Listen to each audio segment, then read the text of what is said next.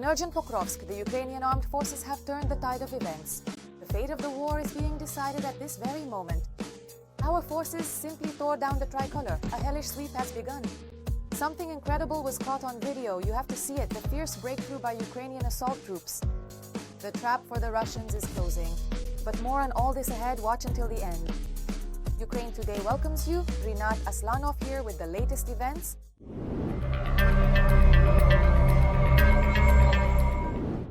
At this very moment, Pokrovsk is heating up. The Russians are trying to infiltrate and amass forces in the settlement.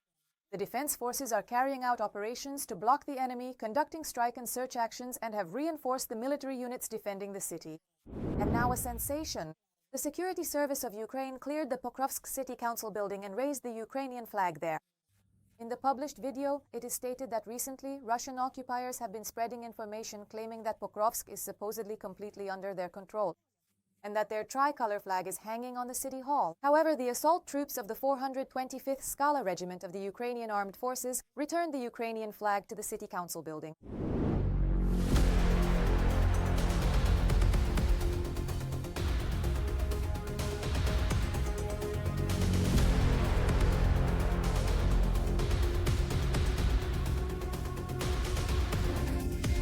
They immediately shouted, "Guys, you're the best, you're the best! Get into cover and stay in touch." As stated in the video material, 2 Ukrainian assault groups were tasked with reaching the center of Pokrovsk, clearing the city council building, and returning the Ukrainian flag to it. The soldiers set out on the mission at night. Despite the group's vehicles being hit, the assault troops entered Pokrovsk. The group's movement through the city had to be stealthy and fast. Therefore, a route was chosen along streets with the largest number of trees and shelters. Ukrainian armed forces assault aircraft caught the occupier by surprise, eliminating the enemy inside the city council building. There was one soldier from the 300th among us, but he was light. He refused evacuation. I said I want to take on this task. In other words, I will complete the task. He made it, raised the flag, and cleared the building. The building is under our control. We advanced into the building, cleared it, eliminated the enemy there, raised the Ukrainian flag, and did our job. According to the serviceman, the enemy is moving through the settlement but is being destroyed at a very high rate. And groups from both the 425th Separate Assault Regiment and other special units are entering the city.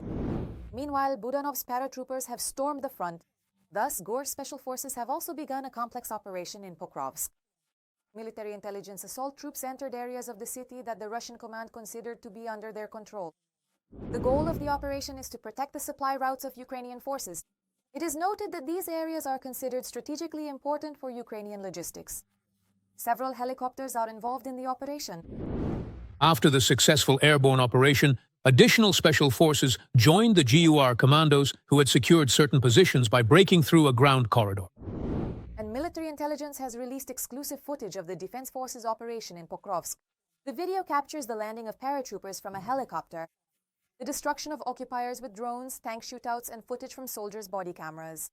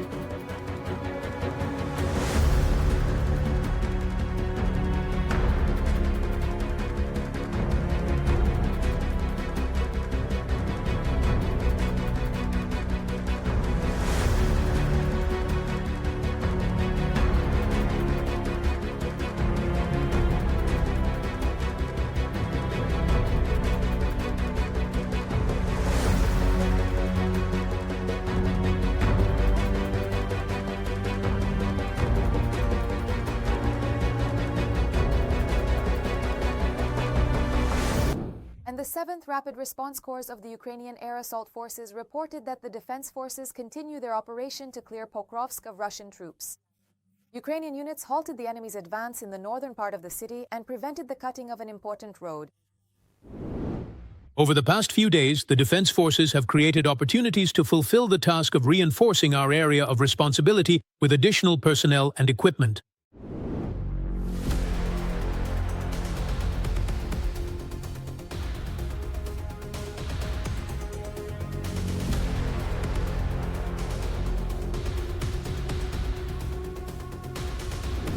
The battle for Pokrovsk is the battle for Donbas.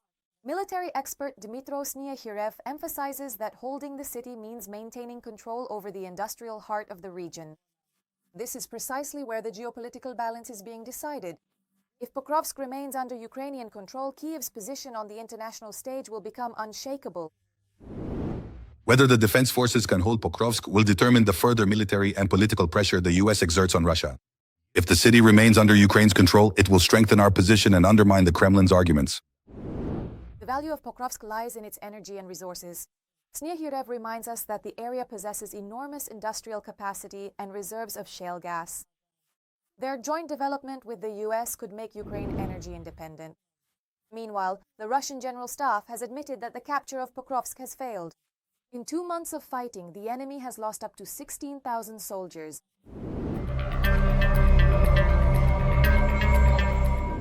Urgent news from Pokrovsk. This is the hottest spot, and the course of the war is being decided right here. The GUR carried out an operation that the entire front is talking about. Meanwhile, real hell is unfolding in Kupyansk. Russian units are confused and losing control. Their plan has completely failed. What is really happening on this and other sections of the front? All of this will be covered in the following report. The generals of the Russian Federation promised Kremlin leader Putin to capture Kupyansk and Pokrovsk, but they were unable to carry out the order. Putin gave the order to capture them completely by mid-October, actually by November. By the way, the deadline was originally October 15th, but that deadline didn't work out. Now the next one is by mid-November to capture Pokrovsk, Myrnorad and Kostiantynivka. Otherwise, apparently, there will be demotions and heads will roll. The Chief of the General Staff and the Air Force General are affected. Ukrainian President Volodymyr Zelensky announced a complete clearing of Kupyansk and the Kharkiv region from the occupiers. Up to 60 Russians remain in Kupyansk. The clearing operation is underway. We will clear everything out. We know. Basically, the dates have been set. They were discussed at the headquarters. We won't be sharing that information for now. The Ministry of Defense of the Russian Federation urgently prepared a response. Allegedly, the Russians are advancing in the city. The head of the Kyiv regime has completely lost touch with reality and, listening to Syrskyi's false reports, is totally unaware of the actual situation on the ground. Or on the contrary, he understands the hopelessness of the situation and the real position of the Ukrainian armed forces in Kupyansk. A few days earlier, Putin once again reported on successes near Kupyansk.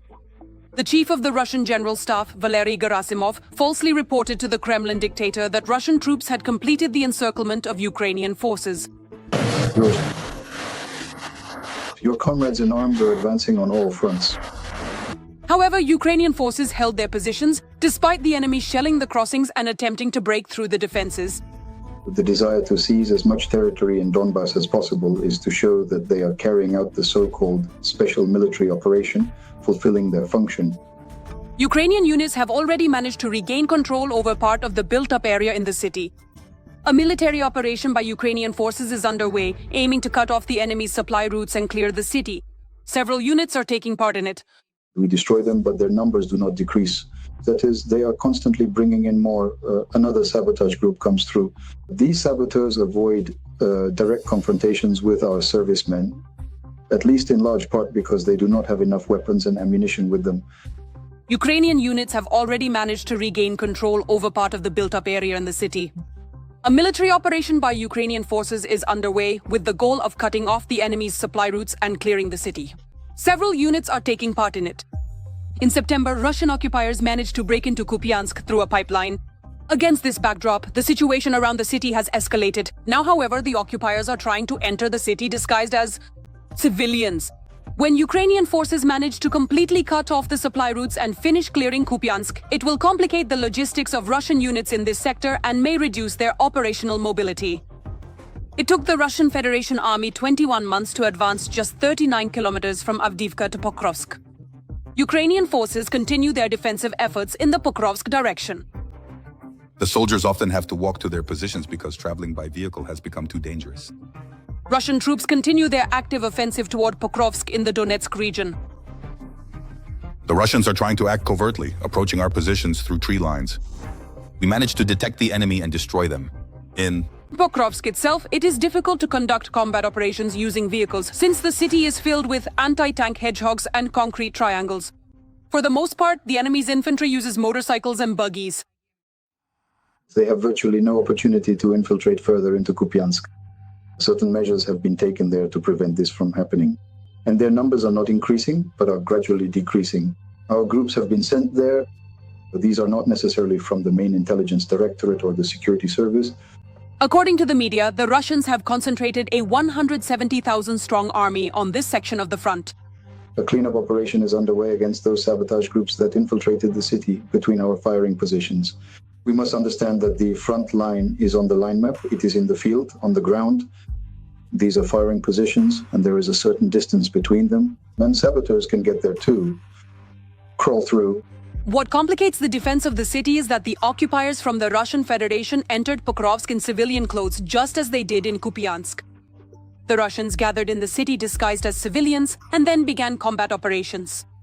The groups used by the Russians consist of 2 to 3 people, who at night or by using the terrain can sneak in. The defense forces were able to replenish their supplies, reinforce their units, and stop the enemy's attempts to cut off the Pokrovsk-Myrnorod highway. The air assault forces, marines, and mechanized brigades are currently the main barrier for the Russians in the Pokrovsk direction, but everyone is doing a great job. In recent days, the armed forces of the Russian Federation have had no successes in Pokrovsk. There are a total of 260 to 300 Russian servicemen in the city. About 30% of all combat actions on the front are taking place in Pokrovsk. At the same time, 50% of Russia's use of KABs is directed at Pokrovsk. There are currently 260 in the city, 300 Russians. The situation in the Kupyansk and Pokrovsk directions remains dynamic. The fighting continues. The Russian army is suffering simply enormous losses in the Pokrovsk direction. Hundreds killed in just this area in a single day. Reports and local publications show a large number of dead occupiers in the built-up areas and tree lines. The Russians, in order to save their commanders, not just their ranks, but maybe even their heads, will keep throwing people into the fight. Everything they have, they will use. They won't spare manpower or equipment. Russia has allocated an astonishing amount of human resources and materials to capture this city. They broke through, they were supposed to take some action, but not to hold their positions and build up their presence. To hold their positions, they need something to fight with. But what do they have to fight with if they only have 10, maybe 20 magazines for their rifles? Well, 30 at most. That's it, no more. And that's only enough for a few hours of fighting. They've blocked the possibility of entering Kupin. Such groups have already, let's say, been brought under control. And those who remain, well, they're basically doomed where they are. If they want to save their lives, it would be better for them to surrender, because otherwise they will be destroyed. Despite enormous losses, Russian commanders continue to launch wave after wave of assaults. They don't care about the lives of their own soldiers. All just to please Putin and present any kind of advance as a victory. Every voice matters. Join our community, support independent journalism and help us bring you the truth from Ukraine. Become a member of Ukraine today. Join us now. The explosive strategy of the Ukrainian armed forces, Ukrainian aviation and drones strike deeper into the enemy's rear. Strikes on military and energy facilities are more frequent and deadly accurate. Recently, the most important targets have gone up in flames. The Ukrainian armed forces announced Russia faces a blackout. What winter campaign have our forces prepared? Watch the report for all the details.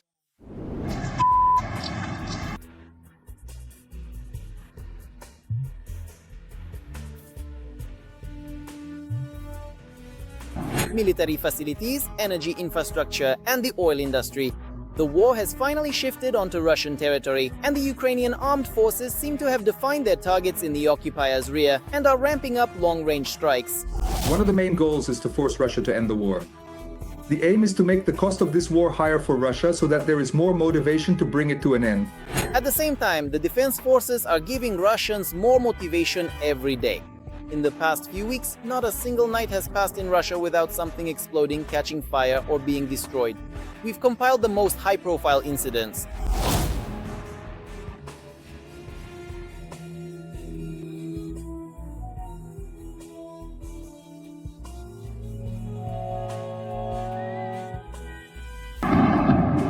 Undoubtedly, the most striking event in terms of Russian blackouts was the Ukrainian armed forces' attack on the Moscow region on the night of November 1st. Monitoring channels reported hundreds of drones that flew out to bomb Russia, and they hit their targets.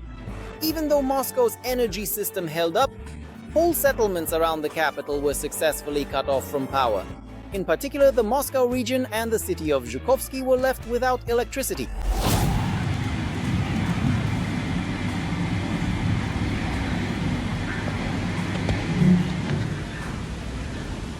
The Ukrainian armed forces have already carried out numerous strikes on stations and substations. Electricity and heating are periodically cut off in many cities across Russia and in the occupied territories. Let me remind you, Ukraine is conducting a campaign against Russian energy infrastructure in response to Russian terror attacks on Ukraine's energy generating facilities. I believe that in December, this retaliatory campaign will reach a new level with the use of Flamingo missiles almost on a daily basis. The campaign to destroy Russia's oil industry is also ongoing. In particular, strikes on the Russian oil terminal in Tuapse were especially effective in recent days. The attack on the Tuapse seaport was quite large-scale and effective, as well as spectacular. Local residents began taking photos and recording videos of the attack. The beginning of this attack was also captured on video. Meanwhile, local emergency services issued the usual statement, asking people not to film the aftermath of the strikes, as it helps the enemy. However, what helps the Ukrainian armed forces is not the videos made by concerned Russians who, in the fourth year of the war, have suddenly realized that it is happening right outside their windows. It's intelligence data, including from Western sources, which is what makes such precise strikes possible. As a result of the strike, according to the Russian side's own assessment, Ukrainian drones hit respectively both the central overpass, which is the primary oil pumping hub for the facility, and accordingly a strike was delivered on an oil tanker that was being loaded at the time of the attack. At the same time, when they succeed, the Ukrainian armed forces manage to kill several birds with one stone in a single strike. That is, they destroy a facility that is extremely important for the Russian economy on one hand, and on the other, they hit openly military targets. This strike was carried out on the industrial giant of the Stavropol region, the Stavrolen petrochemical plant in the city of Budyonovsk. It is one of the largest producers of polyethylene, polypropylene, benzene, and other petrochemical components that are actively used in the military-industrial complex. Analysts note that this was the first time a strike was carried out there. By the way, the plant is located 700 kilometers from Ukraine, and the facility supplies raw materials both to the domestic market and for export. This means that the attack damages not only the military-industrial complex, but also the export revenues of the Russian budget.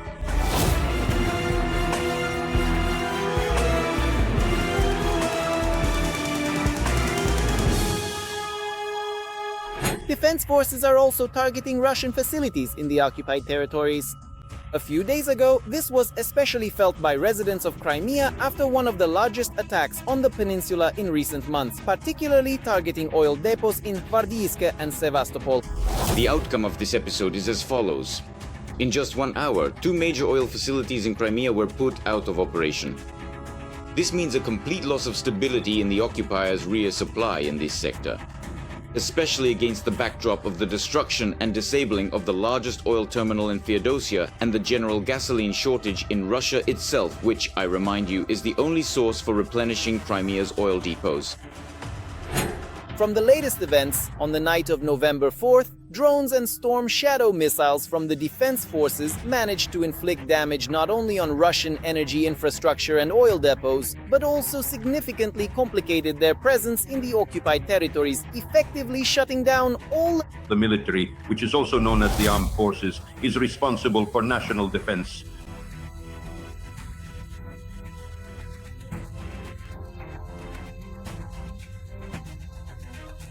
Facilities in the affected area. Over the past day, Ukrainian defense forces have carried out drone strikes on the territory of the Russian Federation. In the Kursk region, specifically in Zheleznogorsk, a substation was hit, leaving the entire city without power. In the Lipetsk region, the target was the Usman traction substation, and accordingly the city of Orel. A strike was carried out on the Orel CHP, combined heat and power plant. This is what concerns the blackout. As for military targets, analysts call one of the most successful long-range attacks by the Ukrainian armed forces the explosions at the dam near Belgorod. The strike was so precise that no civilians were harmed. However, Russian units in the Kharkiv region found themselves cut off from their own forces and from advancing due to the flooding. The offensive failed. An important objective is to strike at Russia's logistical capabilities, ammunition depots, airfields, aircraft and troop concentrations in order to create difficulties for Moscow's war machine. The goal is to strike at the centers from which Russia directs operations at the front and from where it can attack Ukraine's strategic infrastructure, including its energy sector. At the same time, it's far too early for Russians to relax, as announced by the head of the drone systems forces, Madya. This winter, residents of the Russian Federation will find out what a blackout is. He also reminded everyone that gas and oil burn very well, clearly hinting at new attacks on oil refineries. As of November, according to estimates from the Russian side itself, about 40% of oil refineries on the territory of the Russian Federation have already been put out of operation. Well, as they always say, to be continued. And what do you think about the latest events? Share your opinion in the comments, like the video, and stay up to date with the main news. There's more to come.